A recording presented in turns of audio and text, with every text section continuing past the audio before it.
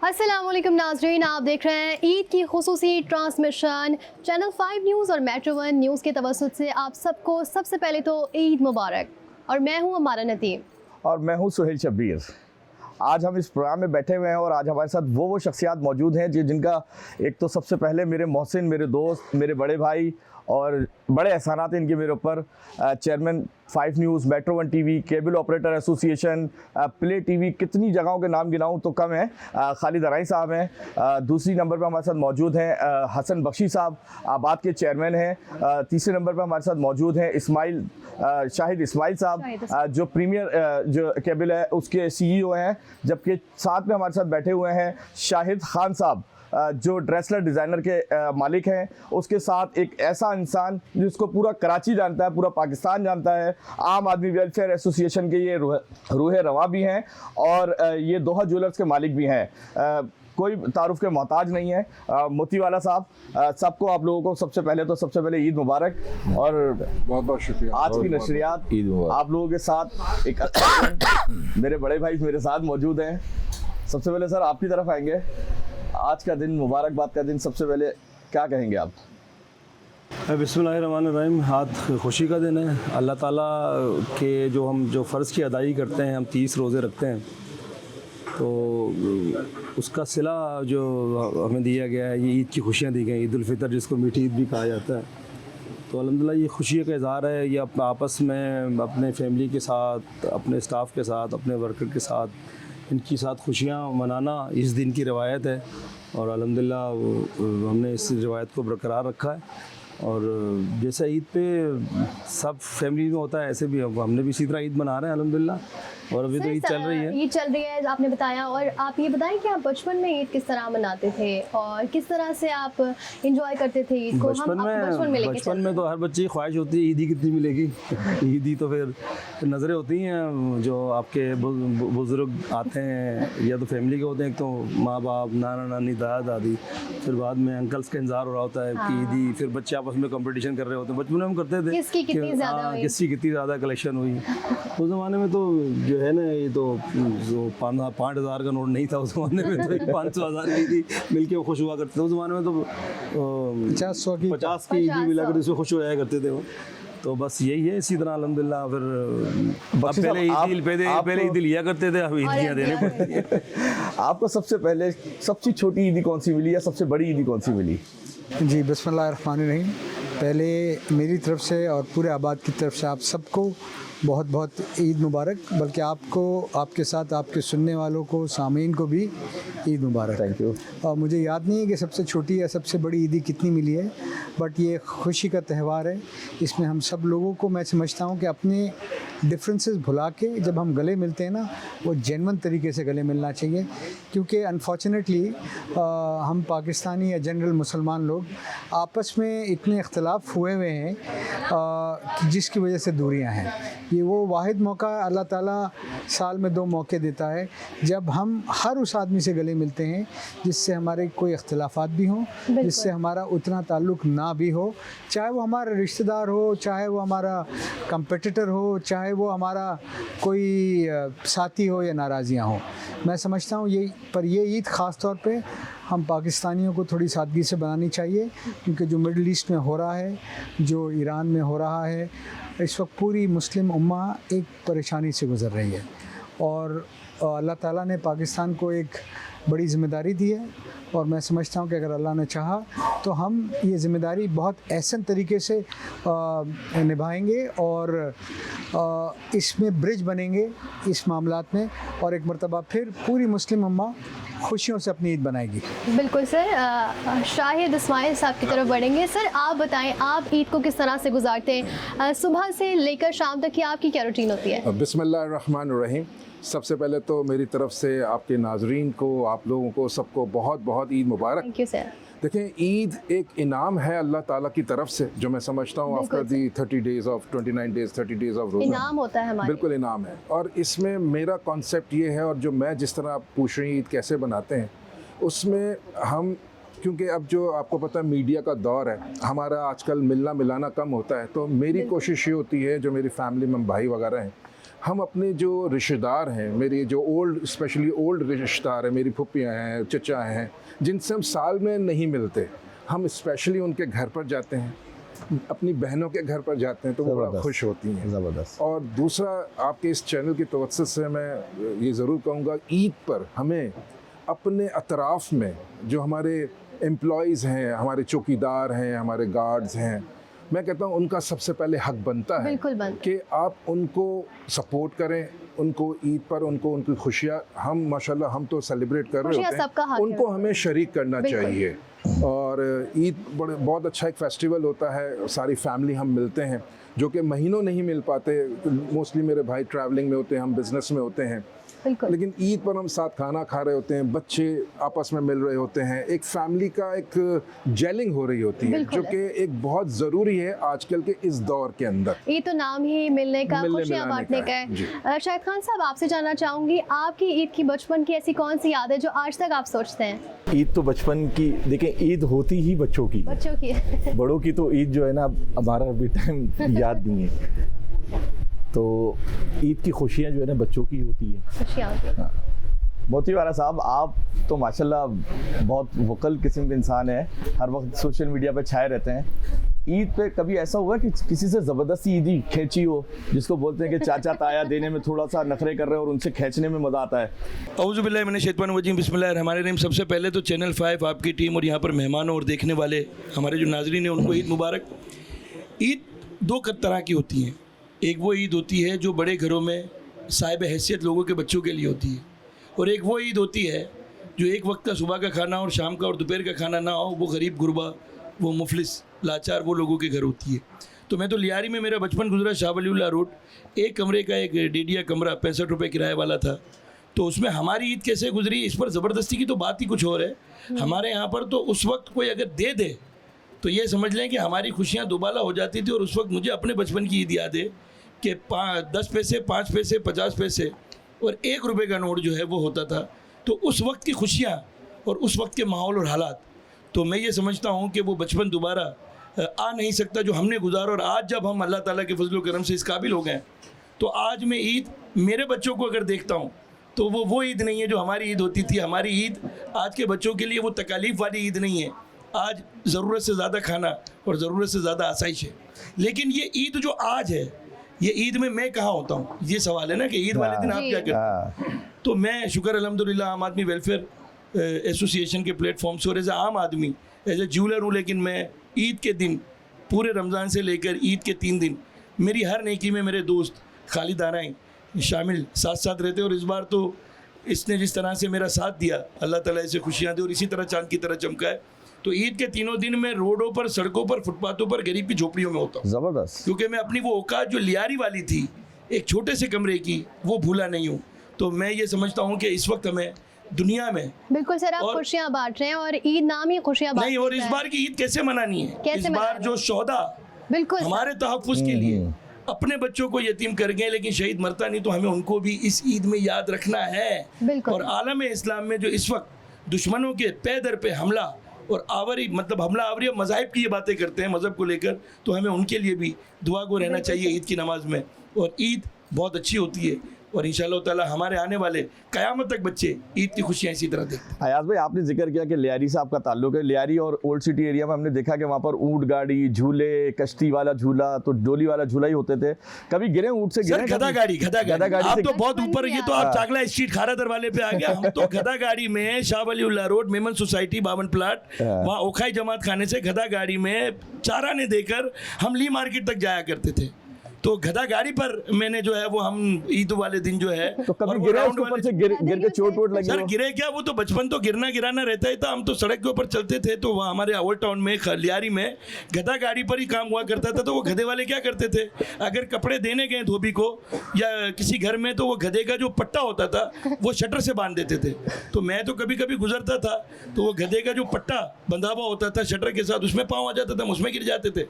तो जो गिरते हैं वही तो उठते हैं, तो हम गिरते रहे, उठते रहे और चांद की तरह चमकते रहे, यही अल्लाह ताला का निज़ाम। अरे सर खालिद भाई आपसे पूछूंगा, आपके पास ईदी के पैसे जमा होते थे, अब हमने देखा हमारे टाइम पर तो 400-500 रुपये जमा हो जाते थे, बहुत बड़ी हमारी ईद हो जाती थी।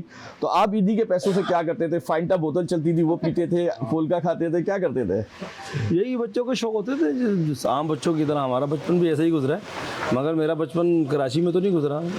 सिंध का एक शहर है शिकारपुर, बड़ा तारीखी शहर है, वहाँ की मेरी पैदाइश है। तो वहाँ पर तो पता है, हम तो हमारी ईदों में बचपन में तो मेरे बहुत से क्लास फेलो हिंदू थे, वो भी हमारे साथ ईद मनाते थे। ज़बरदस्त। अभी तक याद है जो है ना मुझे। अब बहुत से वो जो है मेरे हिंदू दोस्त हैं कराची में, बड़े अच्छे जगहों पर हैं। एक तो जो डॉक्टर अनूप इसके जो जियाउद्दीन के जो सीईओ हैं, उनके साथ बचपन गुजरा है हमारा। अच्छा। तो बस ये जो है मतलब यही खाना, आइसक्रीम, जो माँ बाप तो कितना मना करें। उस ज़माने में तो ये जो पोल्का नई आई थी उस ज़माने में, वो फिर जो बात कर ली बचपन की, अब हम अब की बात करते हैं। अब आपसे सबसे पहले ईदी कौन मांगता है, हम ये जानना चाहेंगे। वो तो ईदी देने वाले तो चले गए दुनिया से हमारे, अब तो ईदी तो आपसे कौन मांगता है मुझसे तो जाहिर है सबसे पहले? मेरा बेटा, मेरी बेटी मांगती है। बल्कि इस बार तो मेरी बेटी ने एक अजीब ख्वाहिश की, पहले से ही कमिटमेंट ली अच्छा। कि पापा इस बार मुझे ईदी जो है ना 5000 चाहिए, और जितनी मुझे ईदी देंगे मेरी सारी कज़न को भी इतनी ईदी देनी पड़ेगी। ज़बरदस्त, ये तो बहुत अच्छी ये तो बात बहुत है। अच्छी डिमांड है, वरना बच्चे हमेशा अपना सोचते हैं, लेकिन ये सब के बारे में सोचते हैं। मगर आपको पता है कि मैं अल्हम्दुलिल्लाह जिस तरह बाकी सारे मुसलमान ईद की नमाज़ पढ़ते हैं, फिर कब्रिस्तान जाते हैं अपने जिनके वालिदैन हयात है, अल्लाह ताला उनको जो है उनको कायम दायम रखे। आमीन। बस मेरे वालिदैन तो अल्लाह को प्यारे हो गए, मगर सबसे पहले हम कब्रिस्तान जाते हैं।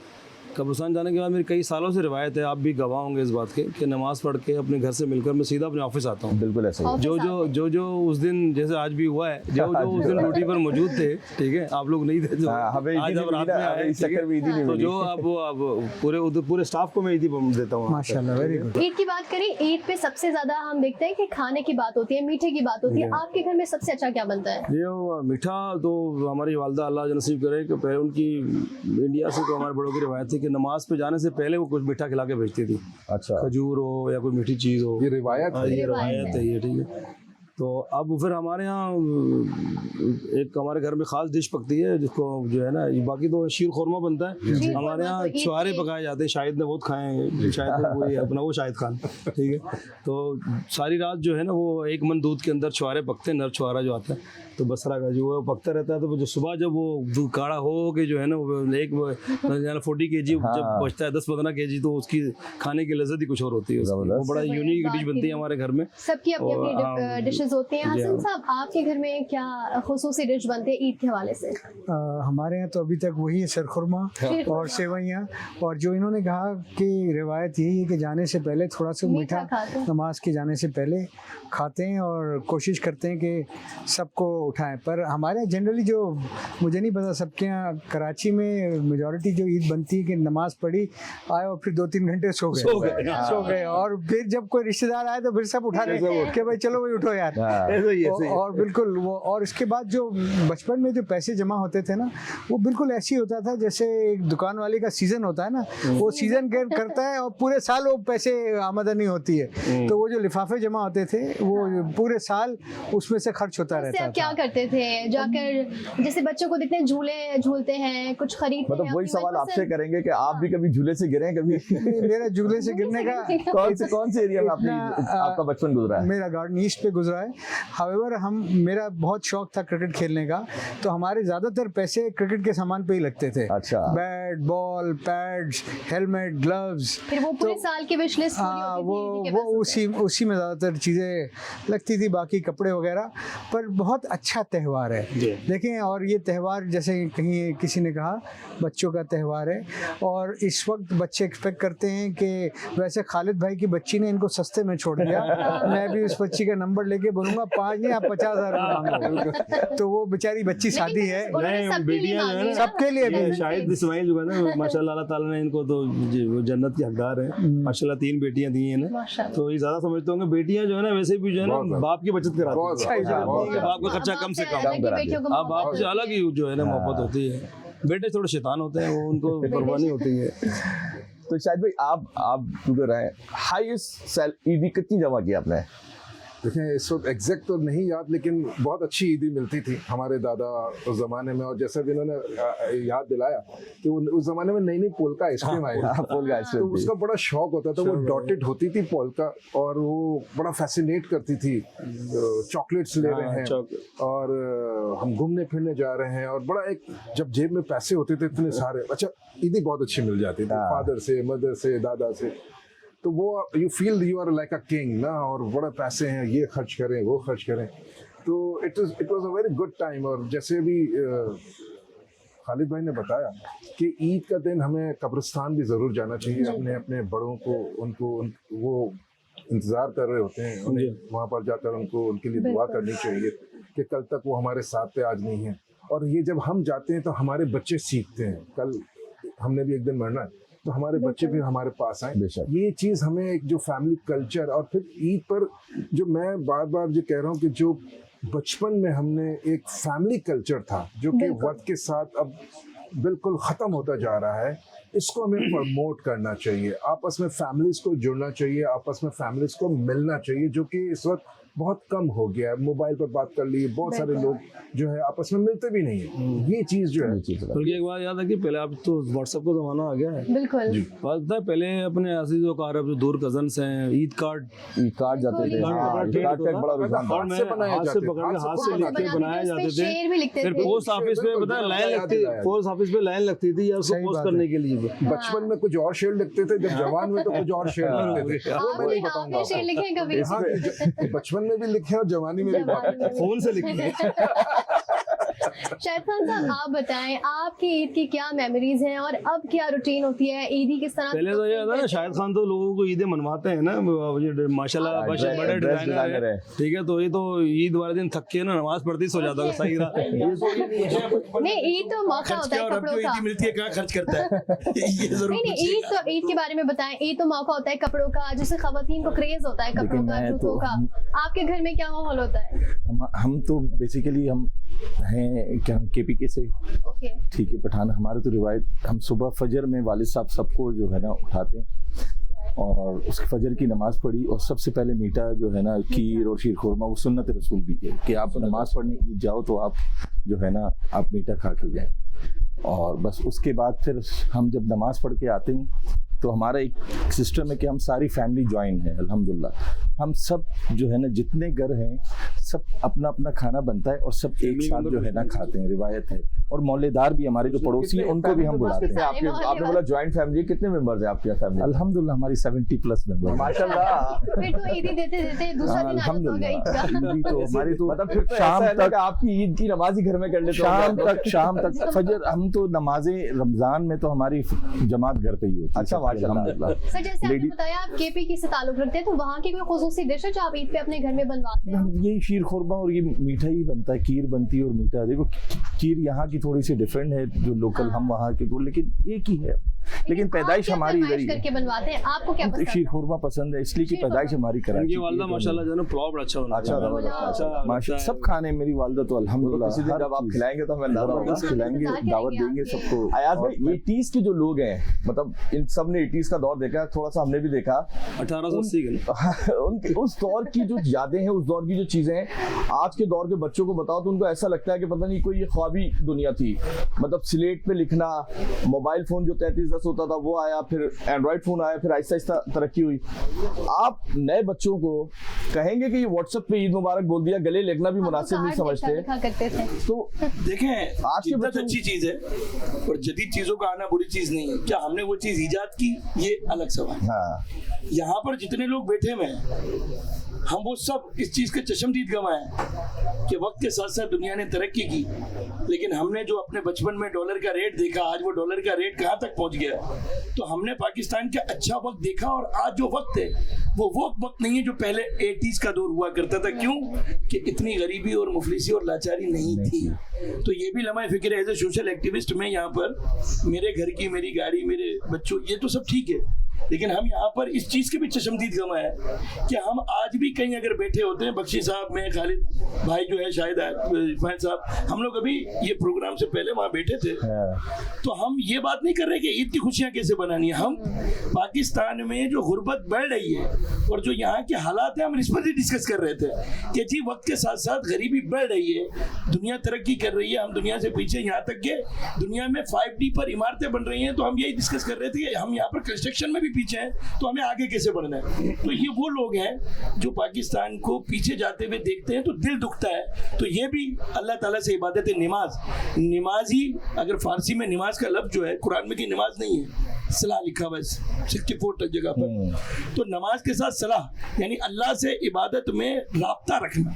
तो हम नमाजें तो पढ़ते हैं, तो नमाज तो फारसी में वर्जिश का नाम है, तो हम वो लोग हैं जो नमाजें तो पढ़ते हैं, अल्लाह से राब्ता जब करते हैं तो अकेले में बैठकर भी वतन की बका और वतन की गुर्बत पे बात करते हैं। अमीर होना कोई कारीगरी, कोई टैलेंट नहीं है, यहाँ तक हम पहुँच गए। इसके बाद पाकिस्तान की फिक्र करना, तो ये वो हीरे बैठे हुए हैं कि हम कहीं बैठते हैं तो पाकिस्तान की फिक्र करते हैं। तो इसका मतलब ये है कि फिक्र कब होती है कि हमने आज से पहले पाकिस्तान को और कराची में सड़कों को धुलता हुआ देखा, ट्राम को चलता हुआ देखा, Bolton Market, M A Jinnah Road, I चंदेरी रोड। अब तो हुकूमत सिंध को सलाम है माशाल्लाह, दुनिया में जब आबादी बढ़ती है तो सड़कें चौड़ी होती हैं, तो माशाल्लाह यहाँ पे सड़कों को यहाँ पे जो है उन्होंने छोटा कर दिया, तो इन पर भी इनको गौर फिक्र। लेकिन इसकी बात में, लेकिन हम फिक्र करने वाले वो मुहिब वतन पाकिस्तानी है जो ईद के दिन भी गरीब, मुफलिस और हमसे जो छोटे लोग घर के बाहर हैं उनको नहीं भूल। फिक्र की बात करें, बख्शी साहब आपसे पूछूंगा, हुकूमत ने ऐलान किया है आसान कर्जे देकर लोगों को मकान बनाने के लिए, आप क्या समझते हैं कि इसमें कोई कमी खामी है, कोई और मजीद इसमें गुंजाइश निकाली जा सकती थी इसमें?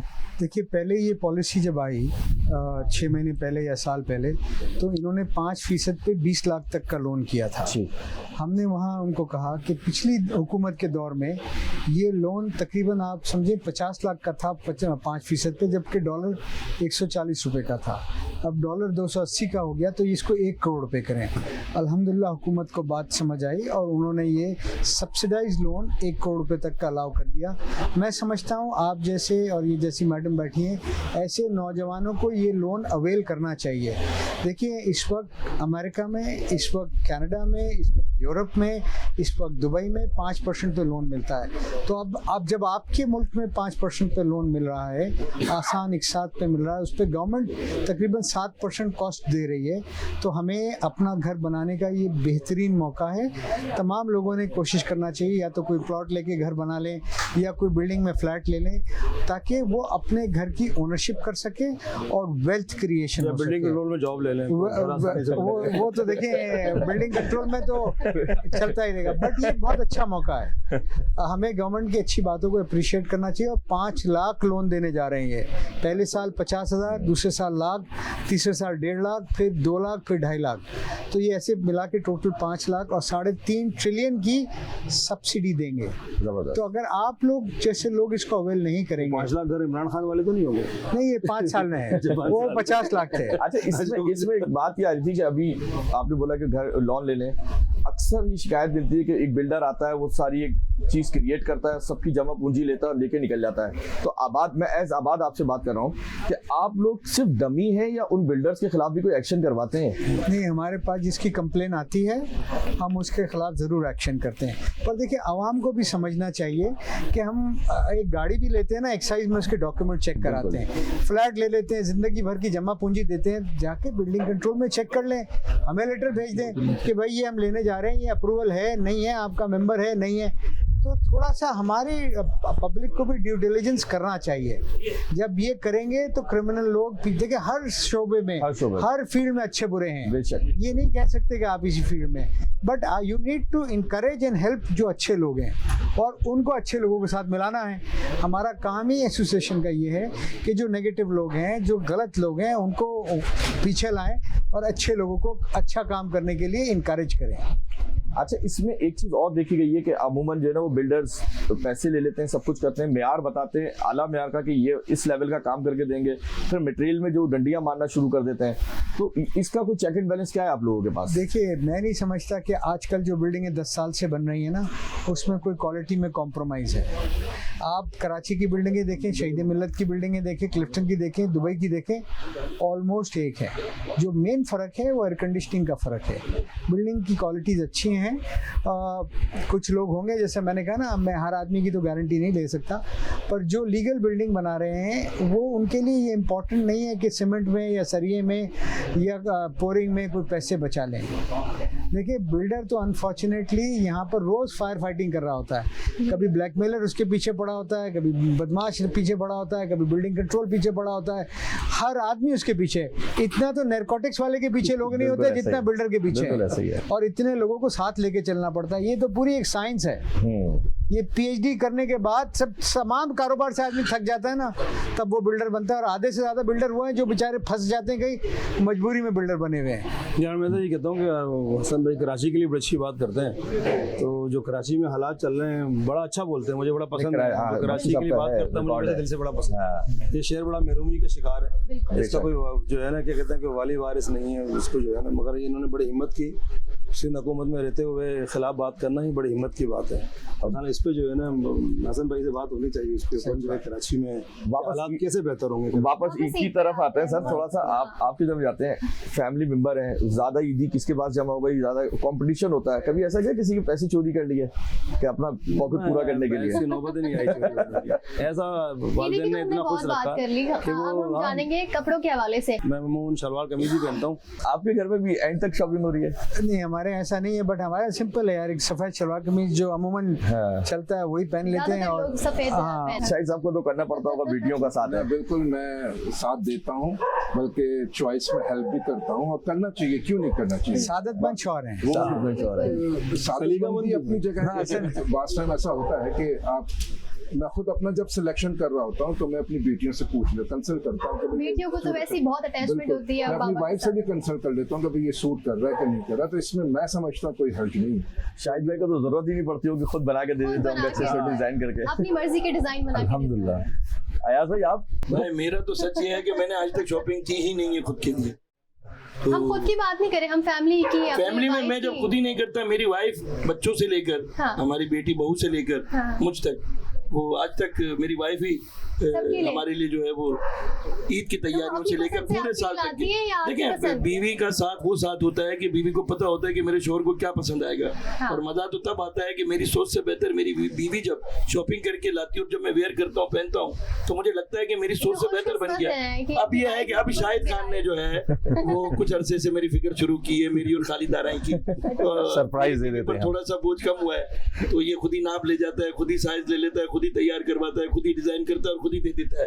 आज जो ईद की नमाज से लेकर यानी कल तक 3 दिन तक वो इसने सारी तैयारी करके, तो इस बार जो मेरी वाइफ है उस पर जो है वो मेरी ईद की जो जिम्मेदारियां थी कपड़ों की, लिबास की, तो वो आज इस बार शाहिद खान का जो ड्रेसर डिजाइनर है उसने ये कमी। और यहाँ तक कि खालिद की ईद की नमाज भी माशाल्लाह वो शाहिद साहब जो है इनकी जिम्मेदारी होती है। खालिद भाई को तो बोलने की जरूरत नहीं है, मल्टी टैलेंटेड आदमी है। फिर तो खालिद भाई को बोलने की जरूरत भी नहीं है। हमारा तो ऐसा हो गया है कि कोई घर में सालगिरह भी हो तो वो शाहिद को अगर दावत दे दी जाए तो ये उसमें जो है वो खालिद साहब को हमें जो है पहले सूट भेज देता है, या रमजान की सहरी अफ्तार हो तो ये भेज देता है कि ये पहन लेना। तो ये जिम्मेदारी दोस्ती में बकरा ईद की मैं बुकिंग अभी से करवा अभी से मैं कर बस सही है। फिर आपकी फैमिली की जिम्मेदारियां कम हो जाएंगी सारी।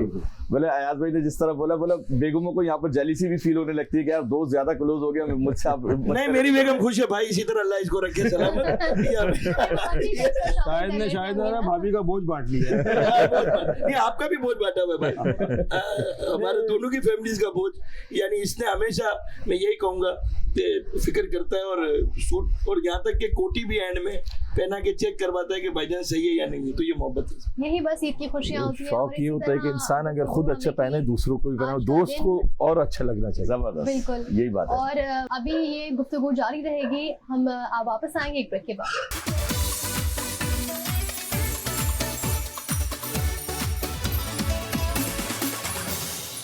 वेलकम बैक नाज़रीन, एक बार फिर आपको खुशामदीद कहते हैं ईद की इस खुसूसी ट्रांसमिशन में। ब्रेक से पहले हम काफ़ी अहम मौज़ूआत पे गुफ्तगू कर रहे थे। हमारे साथ खालिद आराई मौजूद हैं, उनसे इस चैनल 5 और मेट्रो 1 न्यूज़ के हवाले से जानेंगे, उस जर्नी के हवाले से जानेंगे। खालिद साहब, किस तरह इस जर्नी का आगाज़ हुआ, अपने हमारे नाज़रीन को बताइएगा। जी, जर्नी बड़ी मेहनत कश थी। मेरा स्टार्ट पहले शुरू हुआ था जब मैंने प्रोफेशनल ज़िंदगी का स्टार्ट किया। मैंने इलेक्ट्रॉनिक्स में डिप्लोमा किया हुआ है, तो मेरी जो पहली फील्ड थी वो इलेक्ट्रॉनिक्स की VCR की थी, जो है ना, मैं VCR की वर्कशॉप थी मेरी एक, ठीक है। तो उसी से फिर मैंने मैं पाकिस्तान का कोई मेरे ख्याल में मैं दूसरा केबल ऑपरेटर हूँ जिसने पाकिस्तान में केबल की बुनियाद रखी। पाकिस्तान के अंदर खारादर में एक लीड, जो केबल वालों का सुना होगा आपने, आपने सुना होगा लीड वाले। जी, लीड वाले का नाम जो है ना खारादर की आवाम ने रखा हुआ है, जो पूरे पाकिस्तान में लीड वाला ही कहा जाता है आज। तो वो एक फिल्म दिखाया करती थी उस ज़माने में, भारतीय फिल्म होती थी, पाकिस्तान में इतना कंटेंट नहीं था, तो वो भारतीय फिल्म एक दिखाया करता था। उस ज़माने में 50 रुपये फीस लेता था, वो छोटे से पैमाने पर शुरू किया था। फिर इसके बाद मैंने केबल की कराची के अंदर सेकंड केबल ऑपरेटर हूँ पाकिस्तान में, उसकी बुनियाद रखी। ज़बरदस्त। और वो क्योंकि मेरी फील्ड ये थी, तो उस ज़माने में रिसीवर और केबल के तार पाकिस्तान में नहीं आते थे, तो हमने जो केबल स्टार्ट किया था ये रेम्बो सेंटर से स्टार्ट किया था, सदर से, और इलाका पीछे लेंस एरिया था, बड़ा ख़तरनाक इलाका था एक ज़माने में। तो हमने टेलीफोन की वायर पे केबल स्टार्ट किया था। उस ज़माने केबल मौजूद नहीं था पाकिस्तान के अंदर, वो हमारी केबल होती थी। हाँ, आप ही बनाया करते थे। फिर हम जो एंटीना का पतला वायर नहीं आता था, फिर उस पर हम शुरू कर, वो जो कॉपर को ज़्यादा समझते हैं, शायद इस्माइल की फील्ड है कि कॉपर रात में ठीक चलता है, जब दिन में गर्मी पड़ती थी तो केबल ख़राब हो जाता था। तो फिर बाद में 5C का केबल आया है, वो भी मेरे ख्याल में आप लोगों ने बनाया था। तो इसके बाद से केबल स्टार्ट हुआ, केबल से चलते चलते ये सफ़र चला, और केबल से आया, फिर सिटीजन के अंदर आया। फिर पाकिस्तान के अंदर मैंने पहला सिटी बेस्ड चैनल जो है हमने केबल पे स्टार्ट किया।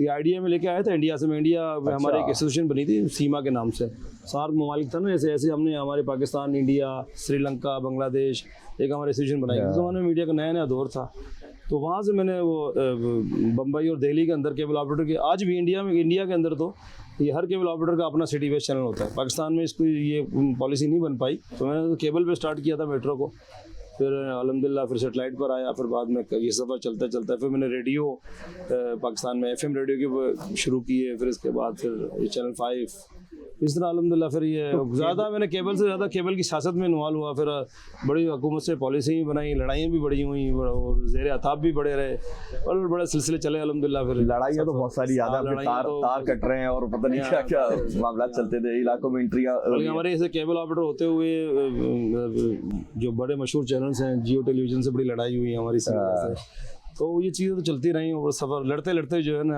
यहाँ तक पहुँच गया, कारवां चलता रहा। अभी क्योंकि मैं चेयरमैन साहब बैठे हैं, उनकी मौजूदगी का फ़ायदा उठाऊँ। जब ये इंडस्ट्री में बहुत बड़ा बहरान आया था चैनल्स की, तो चेयरमैन साहब से डिस्कस हो रही थी कि इस दौर में आप चैनल को लॉन्च कर रहे हैं, तो चेयरमैन साहब का वो जुमला मुझे आज तक याद है, बोले यार इसी इंडस्ट्री से कमाए इसी पे लगा देंगे वापस। सही बात, ताकि कुछ लोगों का रोजगार तो चल जाएगा। तो कहते हैं भाई, जब ये चैनल 5 को मैं लाहौर से कराची लेके आया ना, तो ये एक ज़माने में मीडिया इंडस्ट्री का हब था कराची, और जब से आपके जो कुलीग जो बिल्डर हजरात जो है इस काम में आए, तो वो पुराने जो ऑपरेटर्स को आउट करते गए और खुद लेते गए, क्योंकि मीडिया का पाकिस्तान का चौथा सतून मीडिया पावर का एक वो है।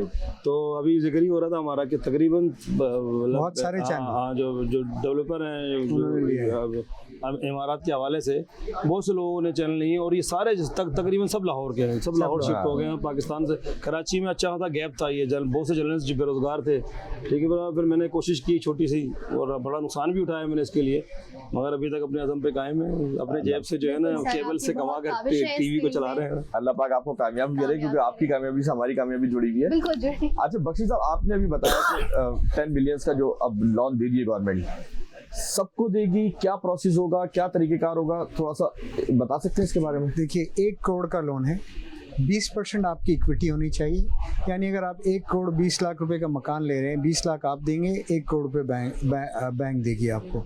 20 साल का टेन्योर है, जिसमें 10 साल का ये 5% की रेट फिक्स है। इंटरेस्ट रेट बढ़ जाए, जैसे अभी वॉर हो रही है, इन्फ्लेशन आ रहा है, तो इंटरेस्ट रेट बढ़ जाएगा, ये फिक्स रहेगा 10 साल के लिए। अच्छा, ये फिक्स है इसमें? ये 10, और गवर्नमेंट इसके डिफरेंस पे करेगी। ओके। और 10 साल के बाद ये मार्केट बेस्ड हो जाएगा। ओके। और इसमें हर इंडिविजुअल पाकिस्तानी जिसके नाम पे कोई प्रॉपर्टी नहीं है, वो प्रॉपर्टी खरीद सकता है। इस पर कोई कतरन नहीं है कि कोई जर्नलिस्ट या कोई लॉयर नहीं खरीद सकता। वैसे बैंक जर्नलिस्ट और लॉयर से थोड़ा सा डरता है, ये एक हकीकत बात है। हाउएवर बट कोई कतरन नहीं है, आप हमारे आबाद का ब्रिज यूज़ कर सकते हैं, अगर कहीं है हम बात कर सकते हैं। सवाल सवाल करने का मकसद भी ये था कि हमें असल में होता ये है कि बैंक थोड़ा सा हम लोगों से अवॉइड करता है, तो इस वजह से मैंने आपको क्लियर तमीज बांध रहे हैं। तमीज बांधी थी। आप ये बोले कि हमें भी लोन मिलेगा। मैं आपको बताऊं सच मानो में, ये लोन है ही आप जैसे प्रोफेशनल लोगों के लिए। ओके, ये अगर आप समझे दुनिया में अगर कोई घर ले सकता है तो वहाँ के बैंक्स, वहाँ की गवर्नमेंट हेल्प करती है। पहली दूसरी बार पाकिस्तान में ये होने जा रहा है, लिहाजा मैं कहूँगा आप लोगों से रिक्वेस्ट करूँगा इसको अवेल करें, इसको छोड़िए नहीं। ये मैंने आपको क्या कहा, ये मिडिल ईस्ट में, ये अमेरिका में, ये कनाडा में, ये यूरोप में 5% पे पैसे पे मिलता है। Okay, first time, second time Pakistan में हो रहा है। तो अब हमारी भी जिम्मेदारी है इसको अवेल करें और अपने लिए, अपनी बीवी के लिए, अपने बच्चों के लिए, अपने वालिदैन के लिए इंश्योर करें कि हम छत बना सकें।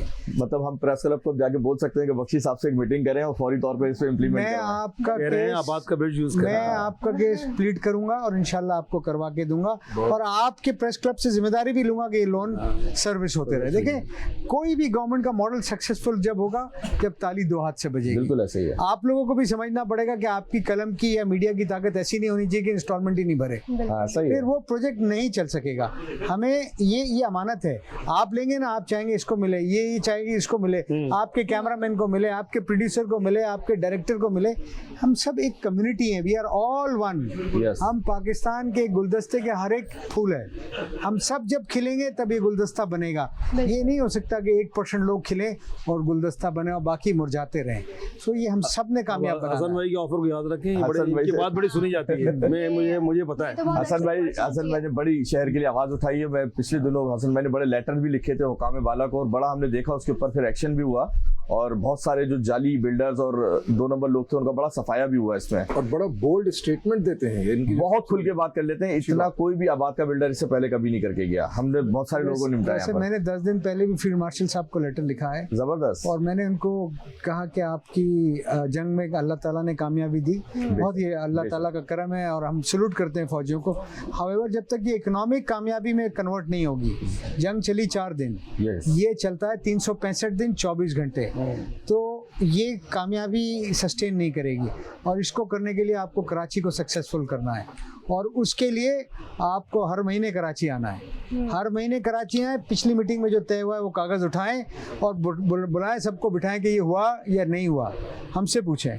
चंद लोग तो बोलेंगे ना सही बात, जी। और अगर आप ये कर जाएंगे तो 50% कराची के मसाइल हल हो जाएंगे। बेशक। इसमें कोई कॉन्स्टिट्यूशनल चेंज की ज़रूरत नहीं है, इसमें कोई अमेंडमेंट की ज़रूरत नहीं है, कोई इनको रोक भी नहीं सकता है। ये ओनरशिप लेनी पड़ेगी in the interest of this country, in the interest of this province and in the interest of this city. अगर ये शहर चलेगा, ये सूबा चलेगा, ये मुल्क चलेगा। बेशक। आज इस हालत में भी कराची 65-60% रेवेन्यू दे रहा है।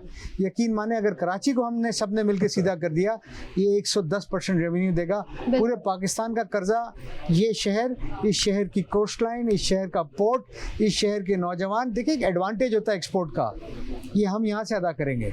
इस शहर में आने दें उसी को जो कारोबार करना चाहता है। इस शहर में छोड़े सियासत व्यासत, इस शहर को कारोबार करने दें।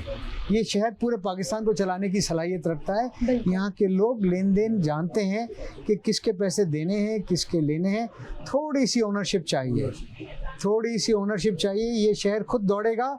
और आज एक एडवांटेज क्रिएट हो गया है जो मुझे ये नहीं कहना चाहिए, देखिए मिडिल ईस्ट में भी हमारे भाई हैं, बिल्कुल है, वो हमारे एक ही हम कौम है, मुसलमान है, भाई हैं, बट एक वहाँ पर जो हर एडवर्सिटी में एक एडवांटेज होता है। आज जो पैसे जा रहे थे दुबई में वो रुक गए हैं। आज आप पॉलिसी बनाएं, कंसिस्टेंट पॉलिसी दें, टैक्स रिफॉर्म लाएं, रीजनली कम्पिटिटिव बनाएं, आप डिजिटलाइज करें, आप लोगों के टाइटल आसान करें। आप इतना काम है इस मुल्क में, इस शहर में, इस सूबे में कि आप 365 दिन काम करेंगे ना, यकीन माने आपको फुर्सत नहीं मिलेगी। आपको राइट लेफ्ट देखने की जरूरत ही नहीं है। बस आप जैसे लोग अगर इस तरह आगे बढ़ते रहेंगे तो यकीनी तौर पे शहर जरूर तरक्की करेगा। बात के साथ आगे बढ़ाऊंगा। देखो ईद आज खुशियों का दिन है, आज खुशी के दिन भी जो है ना, हम इस शहर के लिए, हम इस शहर के लिए हम बात कर रहे हैं, सोच रहे हैं, इस शहर के लिए अफसोस भी कर रहे हैं। देखें जिस तरह इनकी बात को आगे बढ़ाऊंगा, 18वीं तरमीम के बाद यूनेस्को अवार्ड के तहत जो सूबों को पैसे मिलते हैं, ठीक है, आबादी के लिहाज से जो कराची वालों को शहर है वो कराची वालों को मिल ही नहीं रहा है। हमारा शहर पता नहीं कहाँ गायब हो जाता है। ठीक है 37% आबादी के लिहाज से, जैसे मान लीजिए 2 करोड़ 10 लाख की जो आबादी है, जो बड़ी मुश्किल से यहाँ की सियासी जमातों ने कराई है, स्पेशली एमक्यूएम ने बड़ा इस पर रोल अदा किया है जी। उसकी बात करनी चाहिए, ठीक है। पहले देखो जब इन्होंने जो है इन्होंने हकाम बाला में जहाँ शिकायत की तो वहाँ हमारी कराची की आबादी 1 करोड़ इजाफा हो गया, नहीं तो हमें तो 1.25 करोड़ में कराची को निपटा दिया था। दुनिया का 10वां बड़ा शहर है ये पूरा, कई मुल्कों से बड़ा शहर है, ठीक है। हमें हमारा अगर देखा जाए, जहाँ तक जो मेरी नॉलेज है ये सही करेंगे, 37% हमारा हिस्सा बनता है शहर का, बता रहा वही हमारे शहर पे लगा दो तो ये शहर जो है ना चांद की तरह चमकेगा। मगर अफसोस से देखें, जब ये कहा अभी बड़ा अच्छा वो भी हमारे भाई हैं, एक साथ इस ईद के मौके पर मैं एक बात कहूँगा कि हमें जो आलम इस्लाम में जो ये तफरका हो गया है, जो लड़ाई चल रही है, स्पेशली हम अपनी इस ईद की खुशियों में हम उन शहीदों को भी याद करें जो ईरान में जो गुंडागर्दी कहूँगा, ये आज में गुंडागर्दी है पैलेस्टाइन में है, फ़लस्तीन में हो रहा है, ठीक है। और अफसोस जो है ना, ये यहूदी लेबनान में हो रहा है ना, ये खुश हैं, आपस में मुसलमान ही लड़ रहे हैं, मुसलमानों का ही नुकसान हो रहा है। इस पर जो है ना अल्लाह ताला इन पे अपना फजल करम करे, और जो है ना वो जो हमें अपने इन मौक़ों को पर उनको भी याद करना चाहिए। इंशाल्लाह पाकिस्तान जरूर तरक्की करेगा, और आप जैसे लोग बैठे हैं तो इंशाल्लाह बहुत अच्छी। एक चीज़ और ऐड करने चाहूँगा, देखिए गलती हमारे एंड पे भी है, हमने बहुत सालों से अपनी पॉलिसी रखी मफाहमत की, मसलहत की और मुनाफिकत की। मुफाहमत, बहुत बोल्ड आपका स्टेटमेंट है। हम सही बात बोलते हुए सोचा कि इनको बुरा लगेगा, यही होगा तो ये शहर रोज मरता रहेगा, रोज डूबता रहेगा, और इसका नुकसान पूरा पाकिस्तान ब्लीड होता रहेगा। अब हम जो यहाँ 4-5 बैठे हैं, ये हमारी जिम्मेदारी है, एथिकल जिम्मेदारी है कि हम सच बोलें, भले किसी को भी कितना भी बुरा लगे। हम ना किसी के खिलाफ बात कर रहे हैं, पर हम अपने शहर के हक में जरूर बात करेंगे, और करना भी। शहर की बात हो रही है, प्रीमियर केबल क्या करती है, किस तरह शहर के अंदर कोई नई चीज ला सकती है, किस तरह दुनिया को एआई से जो है वो मुकाबला है अब, तो किस तरह आगे लेके जा सकते हैं ना। प्रीमियर केबल्स के बारे में थोड़ा सा मैं ब्रीफ कर दूं इन शॉर्ट टाइम शॉर्ट है।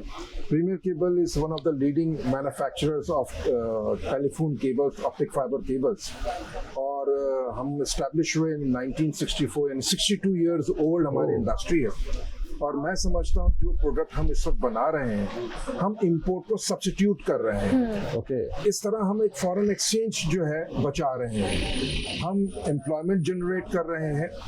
और इस प्रोग्राम की तवज्जो से मैं चाहूँगा, और हम क्योंकि मैं farmer vice president Karachi chamber of commerce में हूँ, हमारे जो चेयरमैन है जुबैर मोतीवाला और जावेद बिलवान साहब बड़ी अच्छी बात करते हैं हमेशा कि जो कराची जो इस वक्त वेंटिलेटर पर है, वो इस वक्त पाकिस्तान को इतना जो है फीडबैक कर रहा है। अगर इसको सेहतियाब कर दिया जाए बेशक, तो आप बताएं कि पाकिस्तान कहाँ खड़ा हो जाए। 4 चांद लग जाएंगे। आपको इंडस्ट्रियलाइजेशन की जरूरत है।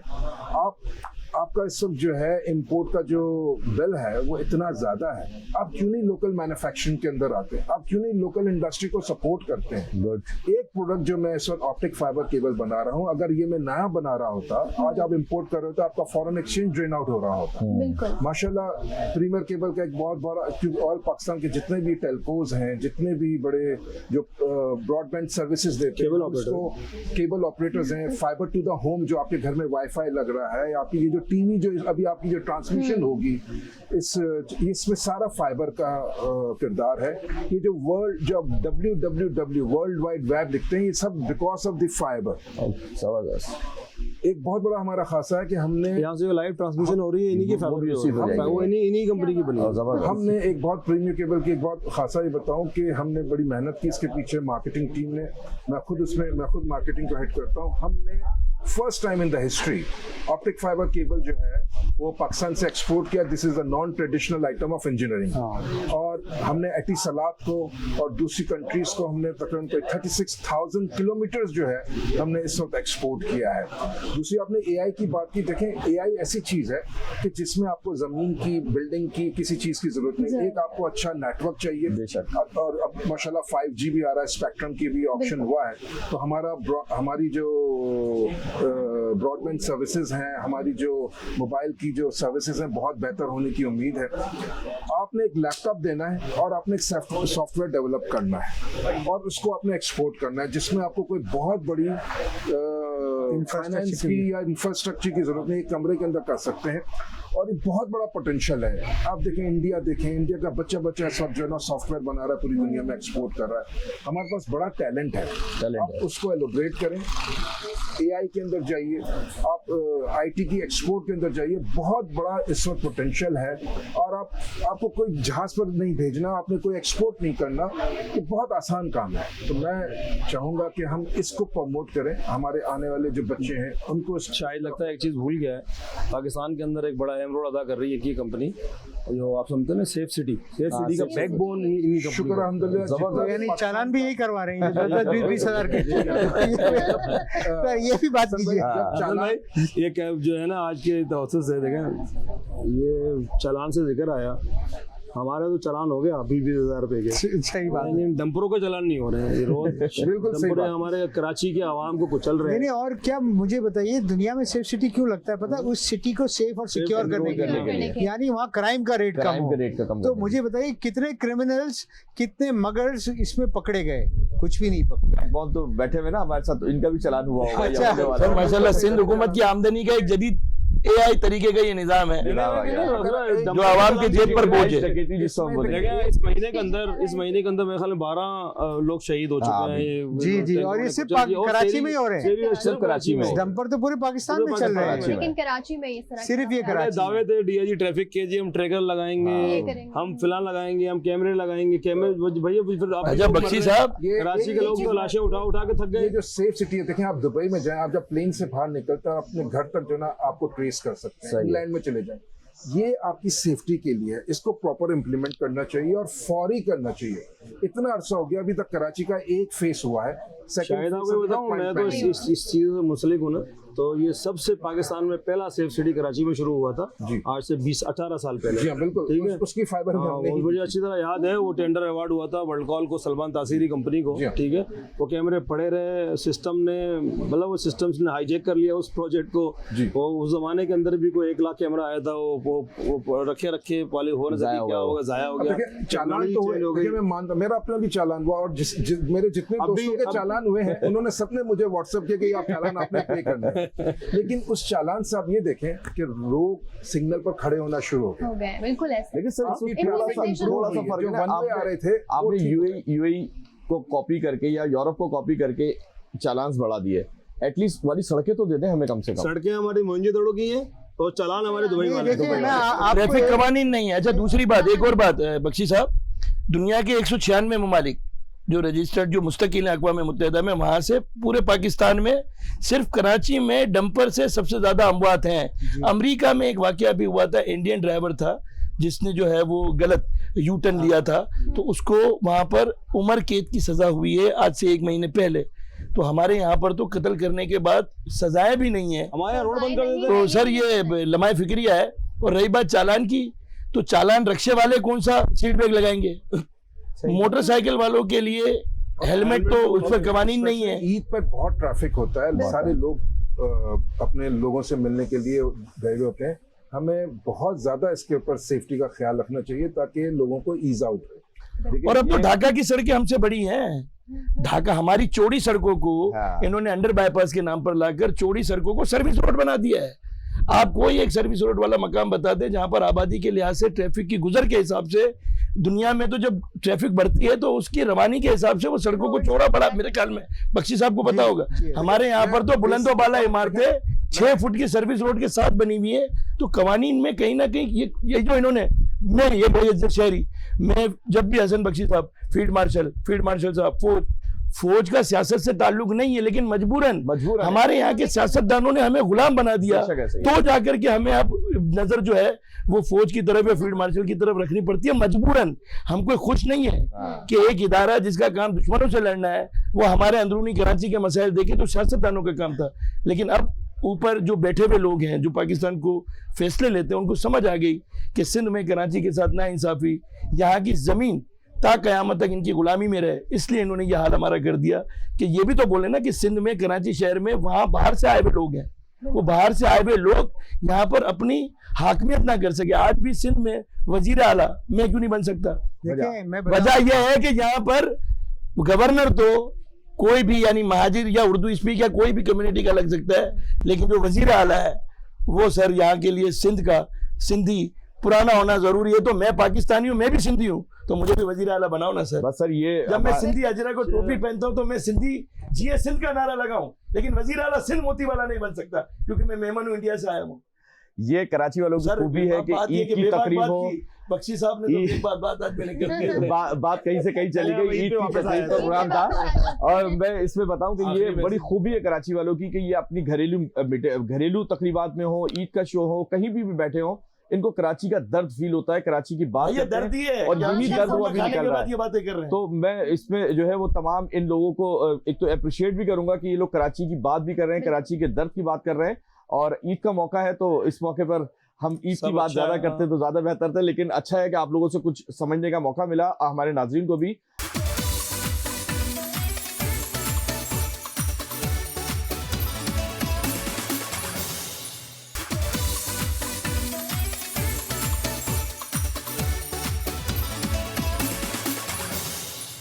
वेलकम नाजरीन, एक बार फिर से खुश आमदीद करेंगे आज के खुसूसी ट्रांसमिशन में। और सबसे पहले तो मैं ये बताऊंगी कि आज की जो खुसूसी ट्रांसमिशन है और ये जो जगह है अस्तासी रेस्टोरेंट में आज ये ट्रांसमिशन मुनक़िद की गई है। यहाँ पर हमारे साथ बहुत सारे मेहमान जुड़े, हमने सबसे बहुत सारी ईद के हवाले से बात की और भी तफसीली गुफ्तगू की, और दिन भर ये सिलसिला चलता रहा। बहुत सारे गेस्ट से हमने आपकी मुलाकात की।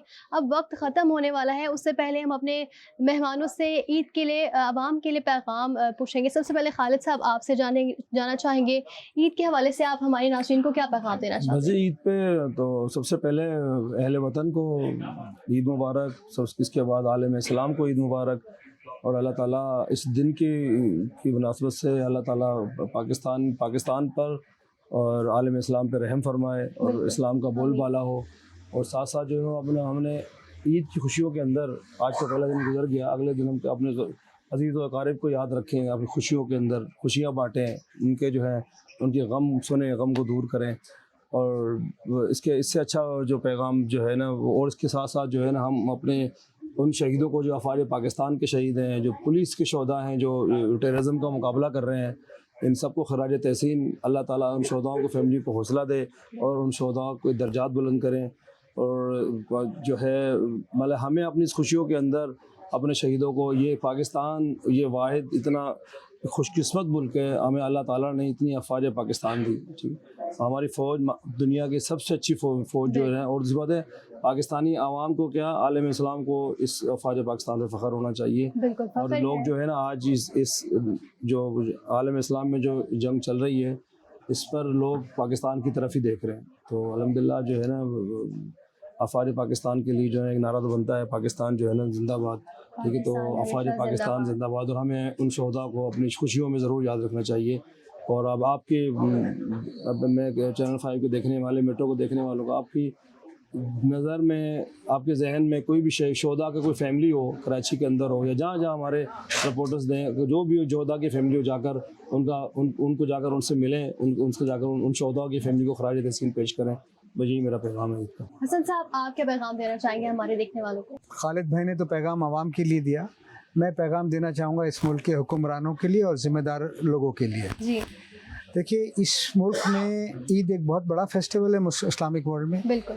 अनफॉर्चुनेटली इस मुल्क में इस ईद को शायद इंजॉय जो कर पा रहे हैं वो 5-10% लोग हैं। बिल्कुल। जिस वक्त इस मुल्क के 25 करोड़ अवाम इस ईद को इक्वली इंजॉय करेंगे, ये खुशियाँ इक्वली सबके घर में जाएगी, उस वक्त हकीकत की ईद होगी पाकिस्तान में। और ये कोई नामुमकिन बात नहीं है। 5 से 10 साल डेडिकेटेड हम सब ने काम करना है, विदाउट फियर एंड फेवर। इंशाअल्लाह ताला इस मुस्तकबिल का, इस मुल्क का मुस्तकबिल और इस मुल्क के नौजवानों का मुस्तकबिल भरपूर तरीके से चेंज होगा। हमने डरना नहीं है, हमने आगे बढ़ना है और फेस करना है। आज अल्लाह ने वो मौका दिया है कि पाकिस्तान का, मैं देखता हूँ इस्लामिक वर्ल्ड में एक बहुत बड़ा रोल होने जा रहा है। अब इस वक्त अल्लाह ताला अगर हमें हिम्मत दे, कैपेबिलिटी दे कि हम तमाम इस्लामिक फोर्सेस को साथ लें, जिसमें पाकिस्तान भी है, ईरान भी है, टर्की भी है, सऊदी अरेबिया भी है, और मैं कहता हूँ अफगानी लोग भी, हम सब एक पेज पे आ जाएं। ये आपस के झगड़े छोड़ें और मामलात अफाम और तफहीम से हल करें। और इंशाअल्लाह ताला पाकिस्तान, टर्की, ये इस्लामिक वर्ल्ड को सिक्योरिटी ये देगा इंशाअल्लाह ताला। शाहिद इस्माइल साहब, आप जी, मेरा पर ये पैगाम है कि जो अपने अतराफ़ में जितने भी सफ़ेद पोश लोग हैं, जो डिज़र्विंग लोग हैं उनको आप अपनी इस ईद के अंदर शामिल कीजिए, क्योंकि इस वक्त बहुत ज़्यादा ज़रूरत है। और आखिर में यही कहूँगा कि पाकिस्तान हमेशा जिंदाबाद। पाकिस्तान हमेशा जिंदाबाद। अयाज साहब आप? बस मैं वही हसन बख्शी साहब की बात को आगे बढ़ाऊंगा कि कई सौ सालों में ये एक मौका मिलता है कि जो लोग ईरान अमेरिका जंग से पहले समझते थे कि मशरिक़ वुस्ता बहुत अमन व अमान और बहुत महफूज जगह है और वहाँ पर अपना पैसा पार्क करते थे, आज वहाँ पर पैसे को तो छोड़े, वो अपनी जान बचाने के लिए मुल्क से निकलना उनके लिए मुश्किल हो गया। तो वक्त है, हम पोर्ट सिटी कराची दुनिया में डीप सी के लिहाज से एक अहमियत के हामिल हैं। तो मैं ये समझता हूँ कि हुकूमत वक्त जो बैठे हुए हैं उनको ये मतलब इन्होंने ये बात कही कि इक्वल ईद मुबारक, ईद की खुशी इक्वल कब होंगे? जब डॉलर 1 रुपए का होगा, हम यहाँ से एक्सपोर्ट करेंगे और दुनिया का पैसा यहाँ पार्क करेंगे। तो वो वक्त लाने के लिए वक्त है कि जो भी पैसा अब वहाँ पे पार्क नहीं हो गए, वहाँ पर लोग नहीं जाएंगे, आने वाले वक्त में भी अब डर आ गया।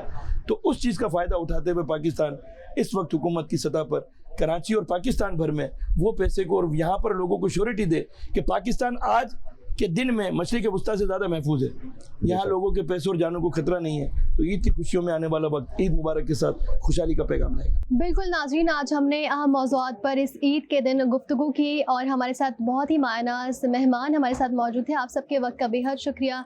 नाज़रीन, प्रोग्राम का अख्तिताम हुआ है। मुझे और मेरे को होस्ट को दीजिए इजाज़त। अल्लाह हाफ़िज़।